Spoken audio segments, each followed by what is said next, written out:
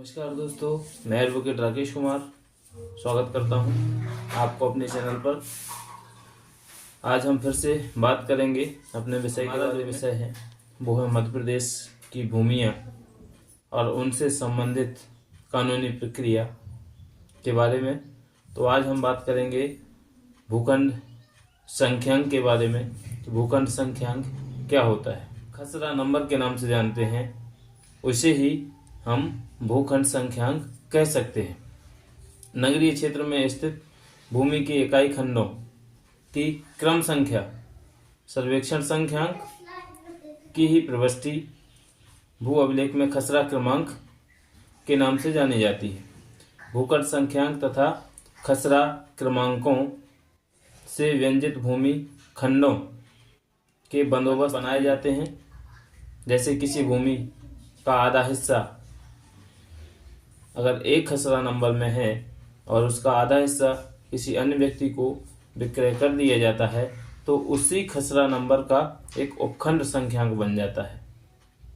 जैसे क्रम संख्या होती है 1 2 3 4 5, इसी में यदि मान लो कि 5वें खसरा नंबर से किसी ने अंश भाग रकवा को बेच दिया है, तो 5/1 जो व्यक्ति खरीदार होगा उसके नाम पर आएगी और वह अंश भाग रकवा उसके नाम पर दर्ज किया जाएगा।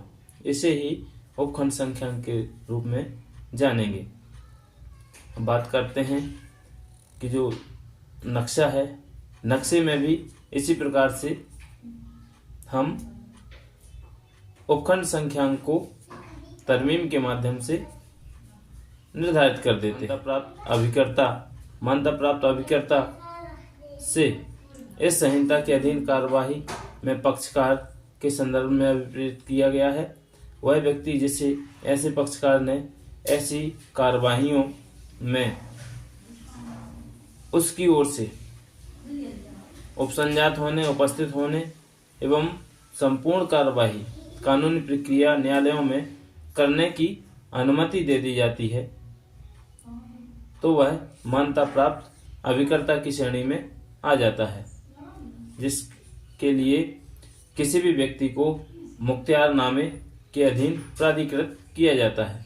अगर किसी व्यक्ति द्वारा कोई मुख्तियारनामा लिखकर अपने कानूनी अधिकार दूसरे व्यक्ति को दे दिए जाते हैं, वह कानूनी प्रक्रियाओं में उस व्यक्ति के स्थान पर उपस्थित हो सकता है और कानूनी प्रक्रिया करवा सकता है, वकील लगा सकता है और संपूर्ण अधिकार मान्यता प्राप्त अभिकर्ता के पास प्राप्त हो जाते हैं। वह व्यक्ति जिसे ऐसे पक्षकार ने ऐसी कार्यवाहियों में उसकी ओर से उपसंजात होने के लिए लिखित प्राधिकृत किया है, वह मान्यता प्राप्त अभिकर्ता की श्रेणी में आता है। अब बात करते हैं क्षेत्र की। तो क्षेत्र क्या है? क्षेत्र से अभिप्रेत यथास्थिति महाकौशल क्षेत्र, मध्य भारत क्षेत्र, भोपाल क्षेत्र, विंध्य प्रदेश क्षेत्र और सिरोंज क्षेत्र, इनमें से कोई भी क्षेत्र हो।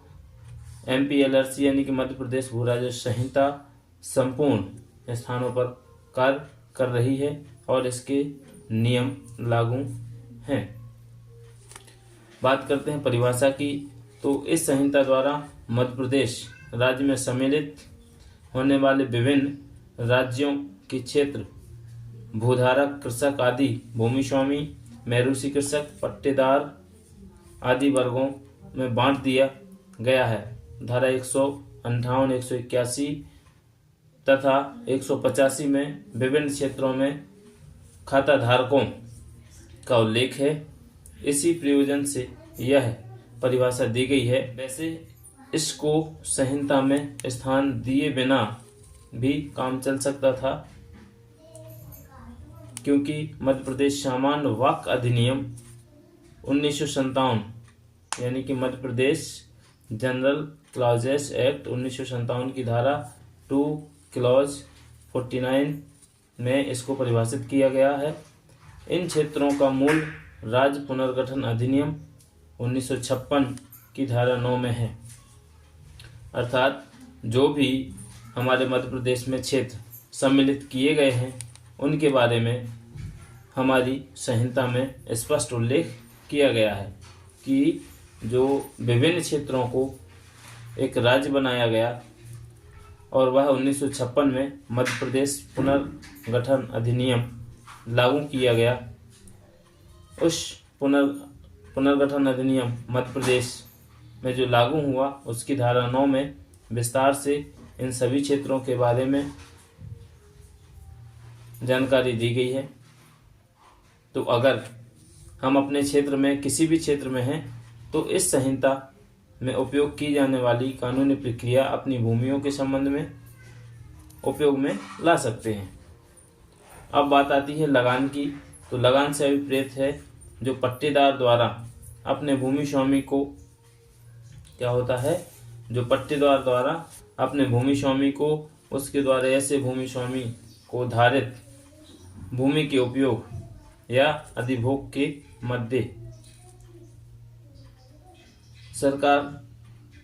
सरकारी पट्टेदार द्वारा सरकार को उस भूमि के जो कि सरकार द्वारा उसे पट्टे पर दी गई है उपयोग या अधिभोग के मध्य धन या वस्तु के रूप में संदत्त किया जाता है या देय है। अर्थात लगान का सीधा आशय ये है कि यदि आपको सरकार द्वारा पट्टे पर भूमि दी गई है या किसी अन्य व्यक्ति को पट्टे पर भूमि दी गई है और उस पट्टे पर राजस्व कर निर्धारित किया जाता है, उस कर के अनुसार आप सरकार को सीधा टैक्स दे सकते हैं। इसे ही लगान के रूप में निर्धारित किया गया है जो राजस्व कर के नाम से भी जाना जाता है, या सिंपल भाषा में कहें भूमि टैक्स। जो व्यक्ति भूमि को निर्धारित करता है पट्टे के रूप में हो चाहे अन्य किसी प्रयोजन के माध्यम से, यदि उस पर लगान लगाया जाता है, टैक्स लगाया जाता है, तो उसको लगान के रूप में ही वस्तु से है जो भूमि स्वामी अपने कृषक से उसे भूमि पट्टे पर देने के बदले प्राप्त करता है।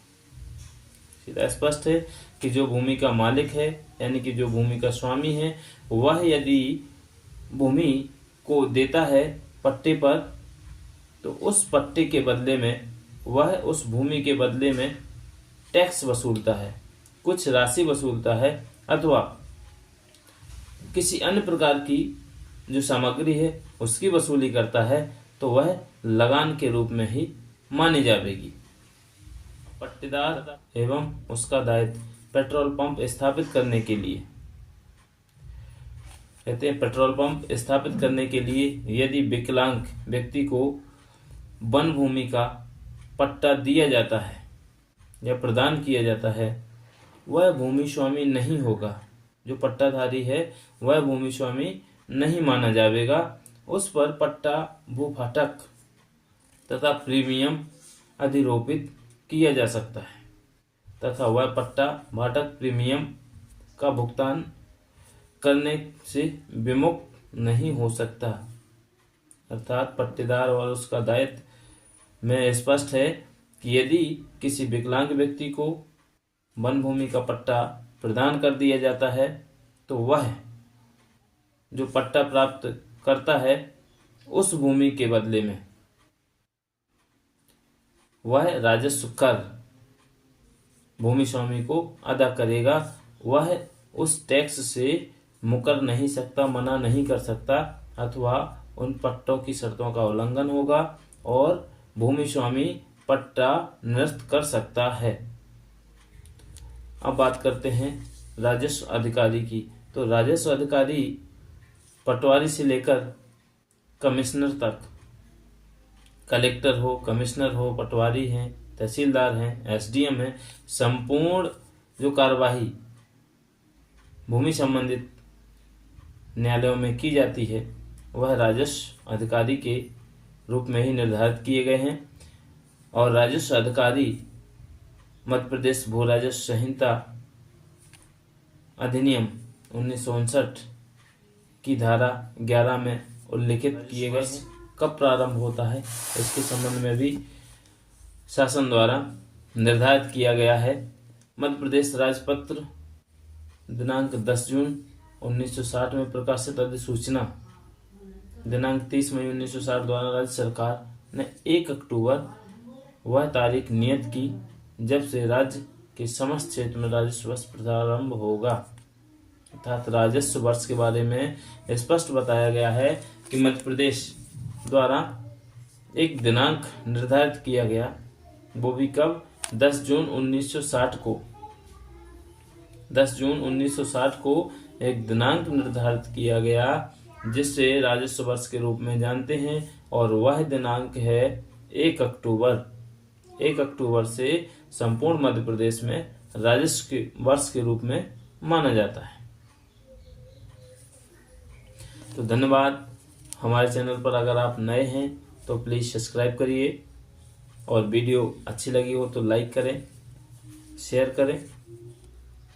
शुक्रिया।